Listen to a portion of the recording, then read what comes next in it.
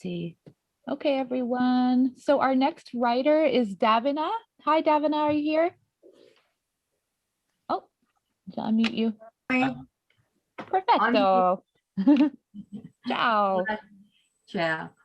Okay, so Davina, in Davina's words, I am an Australian married to a Syrian and living in Cyprus. My passion for human rights has taken me to the refugee camps of Palestine, Jordan, and Lebanon.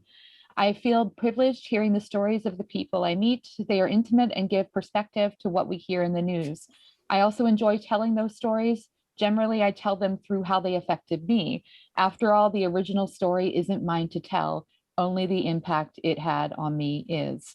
One of my poems, The Burden of Choice, was published online in the inaugural edition of the Journal for Human Advancement through the Goodis Center in February 2010. I wrote the poem for a friend in Palestine. The internet and travel have allowed me to form friendships across the globe. Many friendships were found via mutual interests in poetry, jewelry making, and human rights issues. Life itself set me on a convoluted course that has brought me to this point. The stories I've heard and lived can no longer be expressed in poetic form alone, I feel. There doesn't seem to be enough space to tell what needs to be told. I am very grateful for this opportunity, and I'm looking forward to having a safe space to share with everyone and to learn the art of writing. Davina, welcome to your safe space. The floor is yours. Thank you so much. Thank you. Thank you, Melissa and Ralph and everybody else that's here today. It's been amazing. And yesterday, I'm learning so much already. The story that Ralph wanted me to read today, I don't know, I can read it in about 12 minutes, the essay. So do you want me to read it and then discuss it, or do you discuss? Sorry, Davina? Yeah? It is not for any curators, not that I would consider myself as a curator, in the festival to set any creative boundaries. So you can share yourself completely freely. And what I would say is I would love to hear your story as a storyteller. And I think 20 minutes is very appropriate. Okay. But well, it's really, it's your choosing. All right. I'll do that, because then there's some other things I want to speak about that Melissa Hekkers spoke about, and Vitor as well. Okay. But anyway, okay, so the story is Voices Over the Sea, and it happened in September of last year. Starting on the 14th of September, the sound of the woman's voice and the look on my husband's face were both foreign to me, though the anguish in both was palpable. Her words meant nothing to me, but I knew they brought disaster. Arabic language is melodic. This was a dirge. My heart felt it. It hurt my ears. It gave rise to a feeling of dread. On the 9th of September, my husband Iyad had received a call from this same woman, the wife of his cousin. Her voice had been calmer then, though still tinged with worry. Her husband, she had said, had left Lebanon 2 days earlier on a boat with dozens of other men, women, and children. They were heading to Cyprus with little more than the hope of finding asylum or some semblance of a future for themselves and their loved ones. Nobody had heard from them since. For days, Iyad and I called everyone we could think of here in Cyprus, trying to get any information. We learned nothing. Asylum seekers arriving in Cyprus, who are people fleeing, fighting in Syria, persecution and torture in Iraq, Afghanistan, and many African countries, it's not uncommon.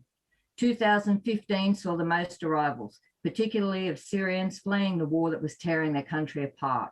Back then, Cyprus was not a destination of choice, or even though it's a member of the EU. These people were attempting to reunite with family members or start a new life in countries like Germany or the Netherlands, or any other country that would accept them and give them protection. However, since then, the risks of seeking asylum have greatly increased. They include miles of walking, being stranded on hostile and closed borders, languishing in makeshift camps without proper facilities or provisions, fear of rejection or being returned to where they had come from, and the ultimate risk of death at sea. My husband was one of the asylum seekers who reached Cyprus in 2015. Two boats had been sailing together from Lebanon, attempting to get to Greece, and when one broke down, the men tied the two vessels together and continued their journey. They never made it to Greece. The boats drifted ashore in Cyprus, inside the territory of the British sovereign base. They gave their fingerprints at the base on UK soil and at first believed they would be sent to the UK. Instead, they were handed over to the Cypriot government and put into detention for several months before being moved to a reception and accommodation centre for applicants for international protection, aka Kafinu refugee camp. Through an inexplicable course of events happening in tandem, unrelated, saving for intensity, the paths and lives of my husband and myself were set on their current trajectory. I'd been in Cyprus for a month at the beginning of 2016 and was volunteering at the camp. Iad and I met on my final day there and we stayed in contact via Facebook. It was also when I met you, Ralph. In September of that year, I returned to Cyprus and we spent 5 weeks together, ultimately falling in love days before my departure. We needed each other. I packed up my life in Australia and flew back to him in January 2017. And we were married in April of that year. 4 years on, I still marvel at him, at his kindness, his passion, his humour, and his love for me. We are opposites in so many ways, but those differences bind us through respect, admiration, acceptance, and patience. While he praises his God for what we have together, I often sigh in wonder and think of the convoluted trail of sadness, death, and misfortune that ultimately brought us together. But we are both grateful. 6 boats from Lebanon carrying hopeful Lebanese and Syrians had arrived in Cyprus during the first week of September 2020. The government decided that they would return those and any future boats from Lebanon, allegedly because of COVID. It was a decision that was formally agreed upon by the governments of both Lebanon and Cyprus, and one which immediately caused controversy for Cyprus, as not allowing people access to asylum service is against international law. Lebanon is in tatters. It hosts one of the highest numbers of refugees per capita in the world, mostly from neighbouring Syria. It also only has a temporary government at present. The economy is in a mess. The currency is devalued to the point of worthlessness. Unemployment is soaring, as are the costs of goods and services. Corruption in the banking sector and the government is why other countries hesitate to bail Lebanon out of the quagmire until across-the-board reforms are implemented. And adding to these woes, in August, a massive explosion tore apart the port, causing devastation across a 15-kilometre radius that includes both residential and commercial areas. So for a population already struggling, problems suddenly increased exponentially. Syrians in Lebanon face the extra problem of Lebanon's threat to send them back to Syria, regardless of whether their homes in Syria are in safe areas or not. Life for most people there is in free fall or suspended by diplomats or destiny, and so they flee. Also on the 9th of September, Iad started getting calls from the parents of another man on board the missing boat, someone he had met during his days in Lebanon. As days passed, I watched his worry grow. He kept it in check whenever he made or received a call about the missing men, until the call from the woman on the 14th, the one that tore my heart out. She said, "The boat has been found. 34 people have been rescued." Her husband was not amongst them. Iad's friend was. Information was coming in at such a velocity from so many different sources that I had to write things down so we could keep up. I was amazed at the level of information garnered and distributed through these irregular channels, but the differing accounts caused confusion. What was known was that several days before the rest of the people were rescued, the boat had run out of fuel and an unspecified number of men had jumped into the sea to swim for help. Unconfirmed were the deaths of a man and a 4-year-old boy. It was believed that the boy was the son of my husband's friend. I felt useless. I couldn't understand the conversations my husband was having, but they reeked of urgency. I hated asking him 100 questions in between calls when he was trying to focus. Everyone's emotions were overflowing and desperation was turning to despondency.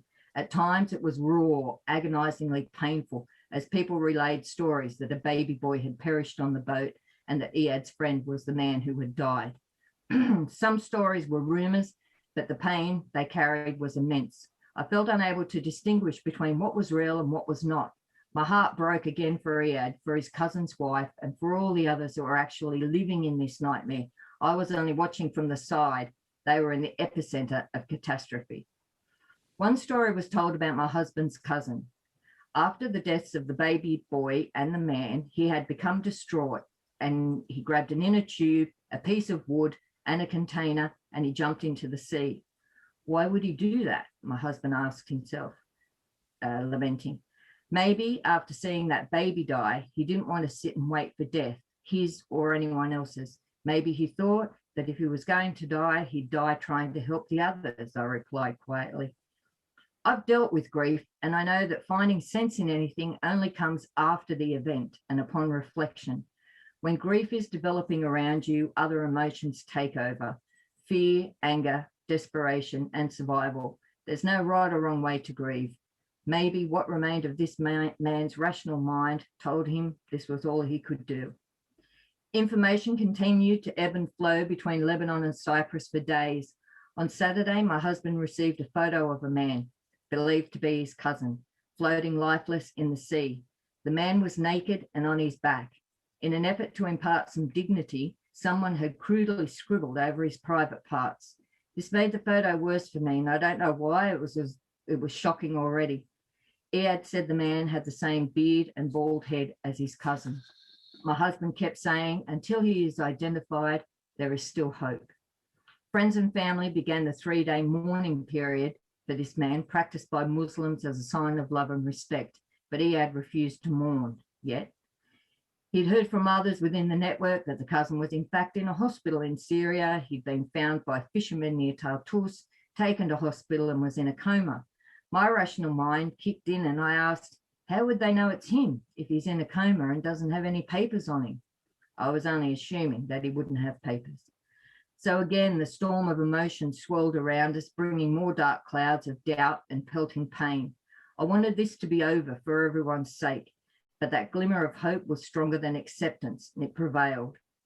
Other bodies had been found washed up on the shore in Lebanon, but none was Iyad's cousin. My husband was careful in his feelings about the man in the coma, neither accepting nor denying, just hoping. His phone had been constantly in use since the previous Tuesday, with incoming and outgoing calls, messages, texts, and voicemails. Late on Sunday, his phone dinged with another incoming message. His face contorted in despair, and the unfamiliar Arabic words that now had a familiar feeling attached to them came quietly spilling from his lips. They dissolved in a flood of tears as he handed me his phone. Another photo, this one taken from aboard a small vessel. A man floating face down, a soldier's arm, a sailor's arm, extended toward him in a gesture of hopeless rescue. This man was fully dressed. Voice messages followed with the details that he'd been found very near from where he'd set off in Lebanon only a week before. Another photo arrived. A wallet, a little cash, a mobile phone, an identity card, and the plastic bag that had done its job in protecting these few valuables. This was my husband's cousin. At that moment, I wasn't glad it was over.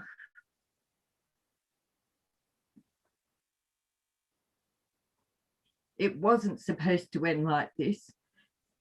A man who risked his life once for his family's future, then again for the survival of every person on that crippled boat, didn't deserve to be found floating. He was supposed to be in a coma in a hospital. He was supposed to recover and then be let back into Lebanon to continue his life with his wife and family. In my heart and mind, I tried convincing myself that he'd died a peaceful death, that he hadn't been afraid, that he hadn't struggled against the inevitable, that he hadn't felt deserted. I hoped when the time came, he was ready to be accepted by his God and that he was calm. The father of Iyad's friend called him and told my husband that yes, his son was amongst those that were rescued. He also said that the little boy who died on the boat was his grandson. We'd seen photos of the little boy on several news sites, but they hadn't mentioned his name. My husband was beside himself with grief again. A question plagues both Iyad and me, but we'll probably never know the answer. Why did they go aboard when at least some of them knew that Cyprus was returning the boats to Lebanon? So even if the boat safely carried them there, they were all destined to be returned.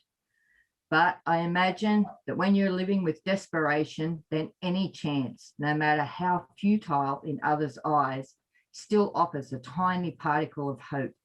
That speck is enough for someone who's unable to provide even basic food for his family, or for someone who has no future and who knows that through no fault of his own, his children will never have a future either. It's enough for someone who lives undocumented in a foreign country that is collapsing and whose own country has been destroyed by war. It's enough for someone who has no options or choices left to determine the path of his life or that of his family. And that's why they flee. That's it.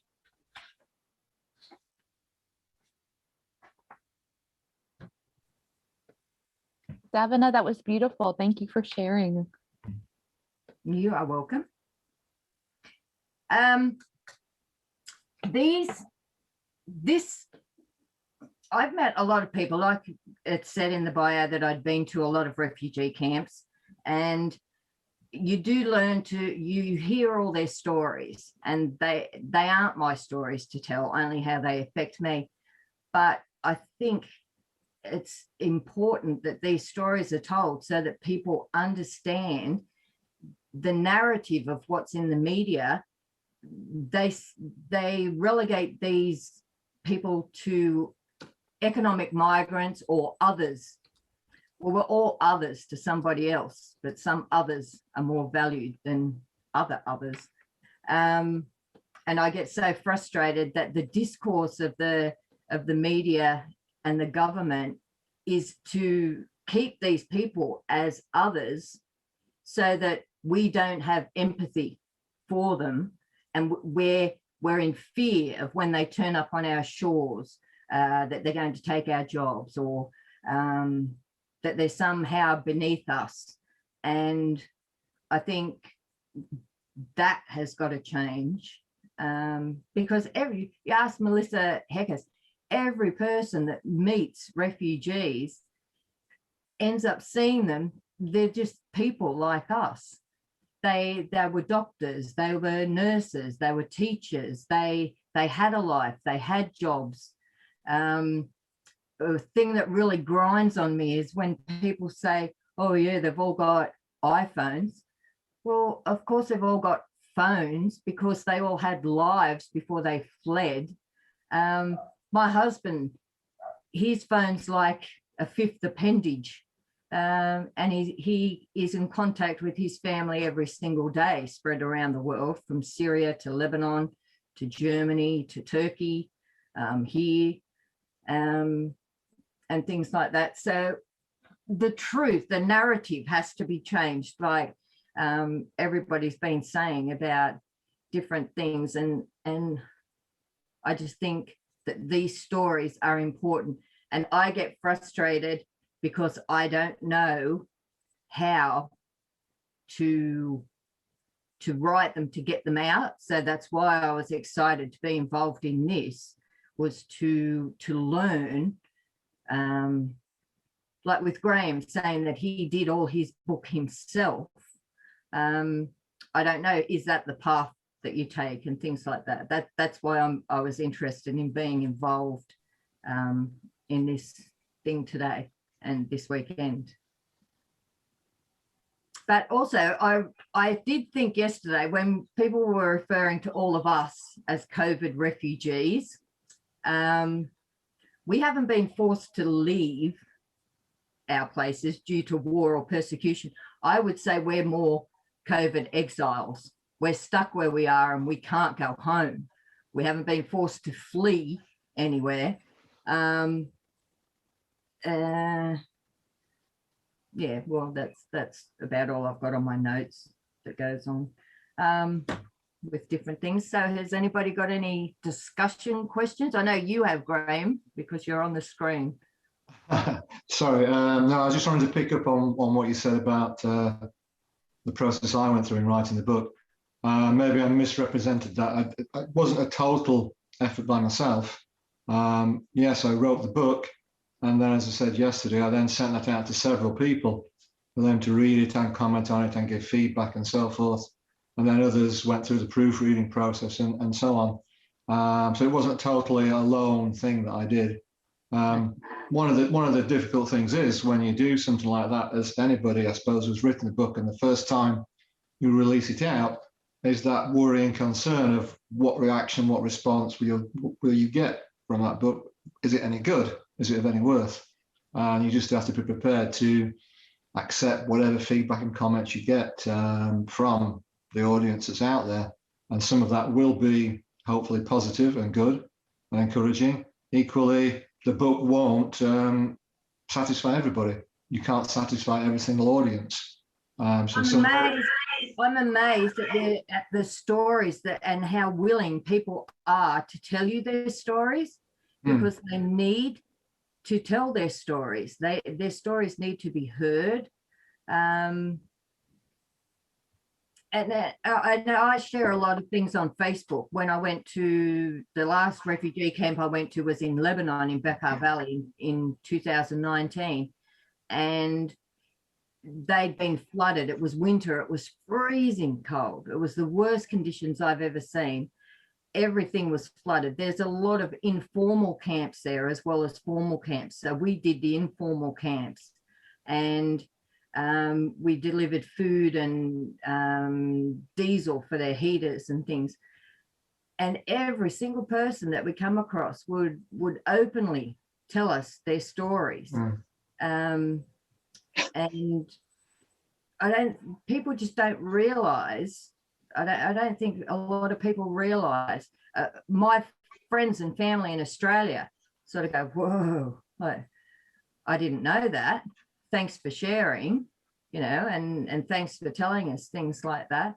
And in a place like Shatila, that's in Lebanon as well, that it's been a camp for, I think for a long time. Anyway, I can't remember.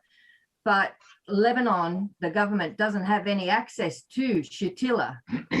The Palestinians and now the Syrians actually that live there. So they can't maintain that camp.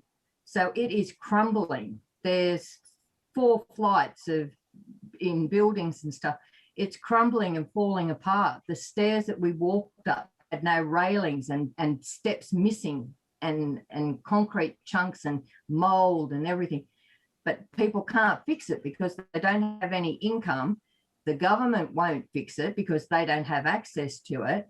And so these people get stuck living like that. And another camp in Jordan, the Gaza camp in Jerash, it started out as a temporary camp. And I thought of them when Vitor was talking about the ways that people come up with good ideas, like inventive ideas, creative ideas. It started out as a temporary camp, and then after decades, they were allowed to replace the tents with Besser block, cinder block units, right? Structures. They have roofs on them, but they're not allowed to screw the roof to the building. When I got there and you look down onto the camp, you can see there's rubber stones and tires and everything on top of all the roofs. And I said, why is that? And they said, because they are not allowed to screw the roof onto the Besser block, because then it's a permanent structure. Then they're not entitled to any money through UNHCR because it's no longer a refugee camp. So that was one initiative that those people had to come up with, so that they didn't freeze to death. They got donated the roofing timber from the roofing tin, I think it was from Germany or somewhere, but they weren't allowed to get the screws because they can't attach it. So there's all these things that people are creative when their lives are depending on it. And it just blows my mind that we don't think about those sorts of issues. We just think of people turning up at a camp and they're given blankets and food and stuff. Well, they're not. I remember at Kafinu, Melissa, there were a couple of men turned up. I think they were brothers. And for something like 3 weeks, they had to share one spoon and one bowl between the three of them, because even at Kafinu, they're not given like a welcome pack where you would have all your standard stuff. This was years ago when I first came out. I was going to say, it sounds like it's a long time ago, because that's changed. Yeah, it has changed. It has changed a lot because of the NGOs and the individuals that all got together to work out who was doing what better. And so they'd focused on that, where a lot of people were doing the same things, trying to stretch themselves with food, clothes, and stuff like that. So the people, actually, the volunteers, helped sort that out, and then pushed for the government to, like with the sewerage coming up through Kafinu. Adam Flood, he got the government to fix that, because it was a health issue. They wouldn't do anything until he mentioned health issue and, you know, action if it wasn't done.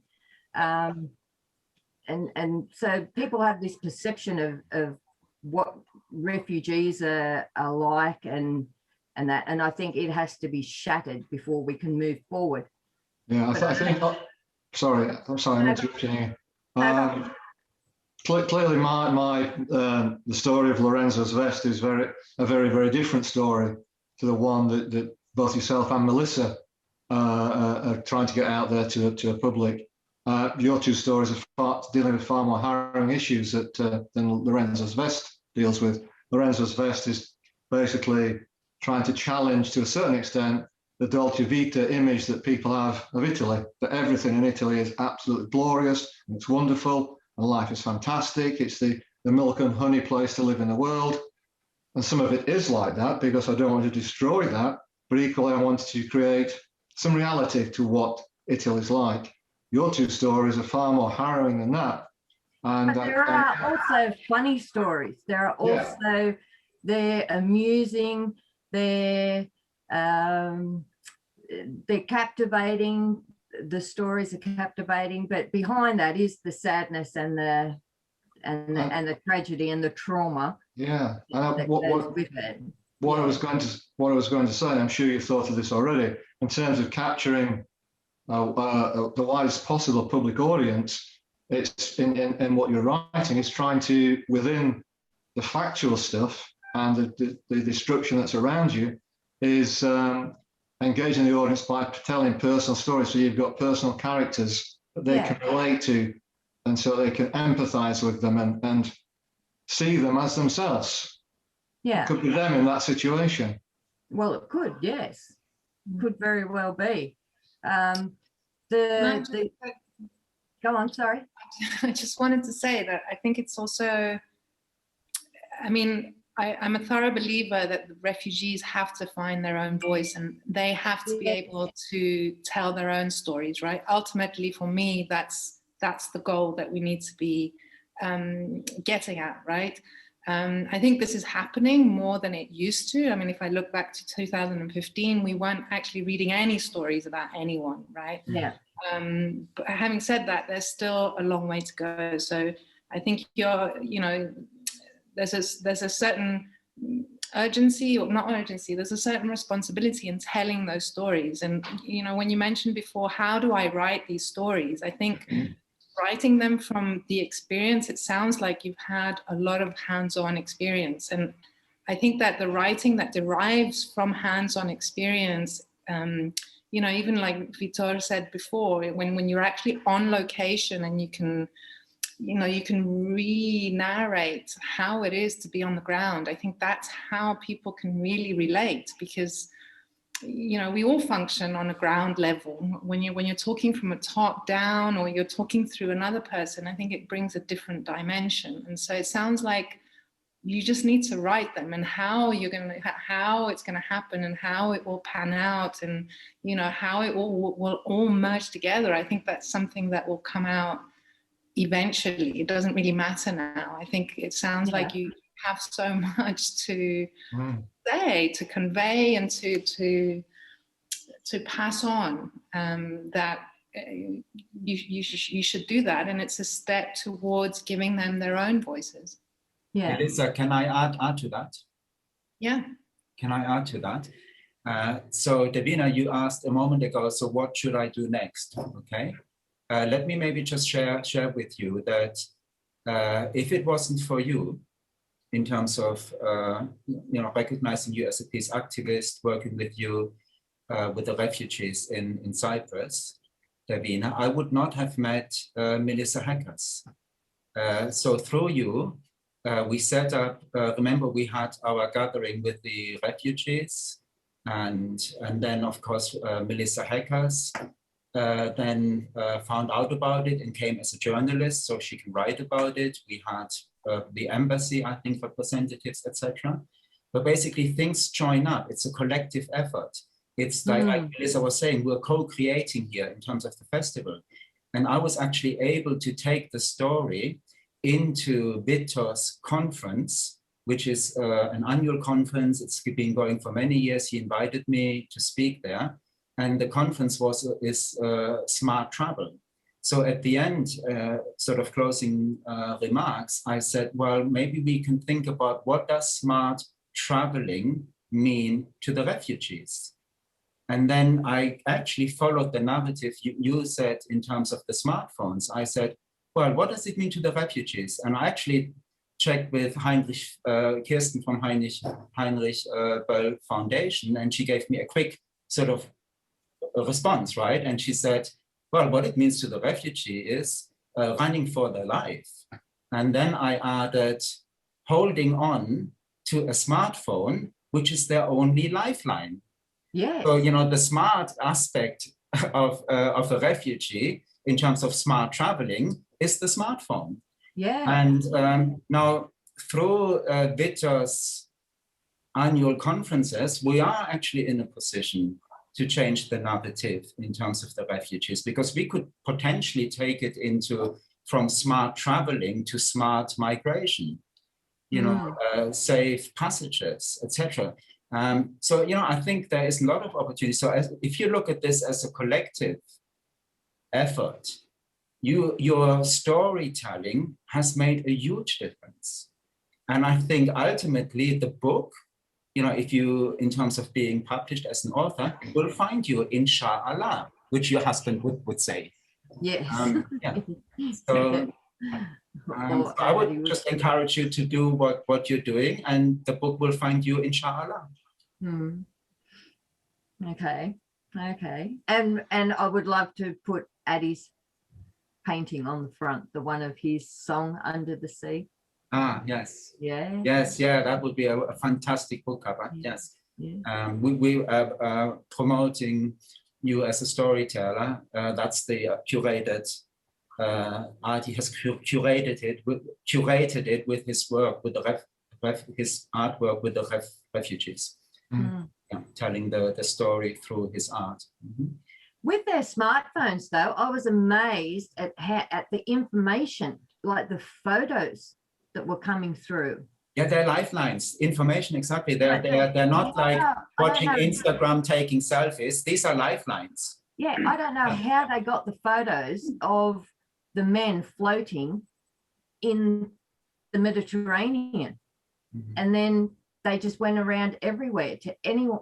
I was absolutely amazed. That's why their phones are so important. They are logistical instruments, tools. And yes, of course, staying in touch with your loved ones. Yeah, that's an important aspect as well. But if it wasn't for storytellers like yourself, or, journalists like Melissa Hekkers pushing creative boundaries, we would still have the narrative, these are rich refugees because they have smartphones and they don't deserve to come and seek asylum, which we know as a collective group is complete nonsense. But politicians have an interest to turn us against each other, and they will then jump onto that narrative. Well, there's another point of economic migrants. They're called economic migrants. Yeah. Does that make you and Graham and well, Graham and Davina, sorry. No, but I looked up what the definition of an economic migrant was, and it's a person who travels from one country or area to another in order to improve their standard of living, right? So it's not necessarily to make more money, it's to improve your standard of living. So if you're like me living, I always say it's easier to be poor here in Cyprus than it is to be poor in Australia. Yeah, but I mean, I would describe myself as, I mean, more recently a Brexit refugee, but that just makes it sound too flippant. I suppose really for me, I'm a lifestyle refugee. I couldn't have enjoyed Exactly. the lifestyle I have here in the UK. It would have been far too expensive. The same with all the Brits here, yeah. But that's no suffering or anything on my part. And I wasn't forced to do it. I didn't have to flee anything. It was a luxury I could afford and do. And Graham, look, there's also this. I mean, you make a distinction in terms of economic migration, but there's also the distinction in terms of immigrants and expats. So I discovered Graham through Ingrid Christensen. I ended up in an expat group of Umbria, and I posed the question like a poll, and I said, so I played my ignorance card, and I said, guys, what is the difference between an expat and an immigrant? Why aren't we called immigrants? We are immigrants, just like. So what is the distinction? And actually, I then met Graham because he supported me in the notion, well, I consider myself as an immigrant because I consider myself as an immigrant. I don't consider myself as an expat. I migrated from Germany to England, raised my family, migrated to Italy. I'm an immigrant. Why would I call myself an expat? I think you're one of the others. So it doesn't have the same effect on you as somebody with darker skin that's called an immigrant. It has a different connotation in a lot of public perceptions. The interesting thing is when we were having that debate via Facebook and various others who some were friends, as in inverted commas, and others were strangers who appeared on that debate. Those who were sort of defending the title of expat would give you some sort of dictionary definition to explain it and defend it. And well, that's a nonsense because there are all sorts of cultural influences and stereotypes and prejudices that come into all that. And generally, an immigrant, somebody with the label of immigrant, is perceived in a certain way, as you just said. Generally speaking, of darker skin color, from a certain part of the world, having certain attitudes, temperaments, and so on, that expats supposedly don't have. So expat is a title of privilege to a certain extent. Yes, I'm sure none of the Sri Lankan ladies here that work as housekeepers in Cyprus are called expats. No. Oh, exactly. Yeah. I think the other thing is, can you really call yourself an expat unless you have, I mean, if you think expat is short for expatriate. Yeah. Well, if you're not a patriot of the country, then surely you should have given up your citizenship in that country to actually be an expat. All you've done is change the country you live in because you have privilege, not for any other reason. Yeah. And the people that cling on to that find a problem with immigrant versus expat is that they have a superiority complex. And I mean, that's it. The new buzzword is nomads. Nomads now. Called nomads. The nomads. Grey nomads. Yeah, well, white in my case. I'm well aware that as I travel around, I could travel around the world with white privilege. I carry around white privilege because that's how the world just now is hierarchied and organized. And many people just don't accept that or won't accept. They're not prepared to accept that because they feel as though the world's blaming them for being white. Nobody's blaming them for being white. It's just trying to get them to understand the privileged position. I'm not saying the privileged position they're actually in. by having that accent of birth and that skin color. Yeah. The flip side of that is those that call themselves expats also come from countries like Australia and the UK and America, because generally they are. And they're also people that grew up around the, you know, particularly the terminology, the wogs, the egos, whatever, all those horrible terms. But people that came to those countries after the war or wars and continue to do so. And they want to distinguish themselves as something that's not bad. Above. Yeah.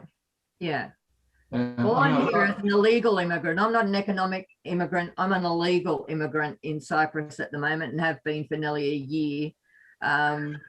So I'm here without any rights, no ability to work, no access to health services in the middle of a pandemic, which is great. No way of getting home to Australia because there's no flights. So basically I'm fairly fucked in the middle of Cyprus at the moment, but I'm still happy. Yeah. You're a stranded refugee. I am. You're a stranded refugee, but I couldn't think of a better island than Cyprus to be stranded. Well, that's what I say, Ralph. There'd be worse places in the world to be stuck in the middle of a pandemic. So I'm happy to be here. I was just reminding me of something when Ingrid mentioned, expats from Australia or New Zealand or America, wherever it might be, and this notion that that Brits might have or Germans might have or whatever, but these people, these foreigners coming over to our country, they don't want to live like us. They want their own language. They want their own religion. They want their own foods. They want their own customs. Why can't they be like us? If they want to live in Germany or the UK, like we are. I was fortunate enough a couple of years ago to go out to Australia. And what I just could not get my head around, which was a naivety or stupidity on my part, is how British Australia is. And I know that's obvious. Yeah, you're criminals. Obvious, because it was part of the British Empire and it was Brits that settled there and so on. But I just I've traveled 10,000 miles across the world. And yes, apart from the vegetation and the temperature and the animals, it was Britain. It was so British. It was sometimes more British than Britain is now. And it's just like, well, if they want to come and live here, they have to be like we are. I don't think anybody asked the native Australians, the Aborigines, whether those Brits should behave and live like they do. Yes, First Nations. No. They should have rights, It's still like that, any noise of reparation and people have got are up in arms. Well, every year at the end of January in Australia, they have the massive debate about the Australia Day thing and change the date, blah, blah, blah, blah, blah. It gets regurgitated every year. Nothing happens. No. Guys, sorry, let me spoil the party. Hang on, guys, let me start. Sorry, someone needs to spoil the party. In terms of timekeeping, because we will do this for another 2 hours, but we can't because we need to, because I'm conscious of Melissa curating our next author. So Davina, thank you very much for sharing yourself and your stories. Your storytelling is just, continue. I will continue to follow you. I followed you for 3 years now, right? And social media is, gives you help people to give a voice. And actually, there's one thing which I learned from you, and I'm repeating myself, but I just want to share this for the wider audience. And I'm paraphrasing, but what I learned from you is that it is not for you to tell the story. All you can do is how it affects you. Yes. And I think maybe we can conclude on that. So Thank you very Thank much. you so much. Thank you. Thank you. Thank you so much, Davina. Thank you, Melissa.